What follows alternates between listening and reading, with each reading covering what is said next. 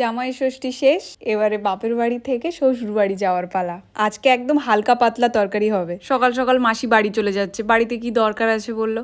আর বাবাও টোটোতে উঠে গেছে, স্কুলে যাবে। ওই সামনের মোড়টাতে নামিয়ে দেবে, তারপর বাসে করে সোজা স্কুল। মাসি চলে যাচ্ছে, আবার দেখা হবে সেই পুজোতে। আমিও আজ বিকেলে চলে যাব, তারপর বাড়িটা পুরো ফাঁকা। অনেক দিন পরে ছাদে উঠেছি, এই গরমে শ্বাস বন্ধ হয়ে যাওয়ার তাল, কিন্তু আমাদের এই ছাদে উঠলে না এত সুন্দর হাওয়া, চারিদিকে মাঠ তো, তাই জন্য আরো বেশি। কিছুদিন আগে যে ঝড়টা হলো, ওই যে রেমাল নামে, তখন বলেছিলাম না যে একটা বেল গাছ পড়ে গেছে। দেখো এই দিকটা পুরো ফাঁকা, এইখানটায় ছিল বেল গাছটা, এই যে ভেঙে পড়ে গেছে। একটা ঝড় কত মানুষের যে কত কি ক্ষতি করে দেয় তার কোনো ঠিকানা নেই। আজকে তোমাদের এই ছাদ থেকে নিয়ে যাব শ্বশুর বাড়ির ছাদে, তবে এটা কিন্তু এতটাই সোজা নয়, এর মাঝে আছে অনেক কষ্ট, অনেক চোখের জল।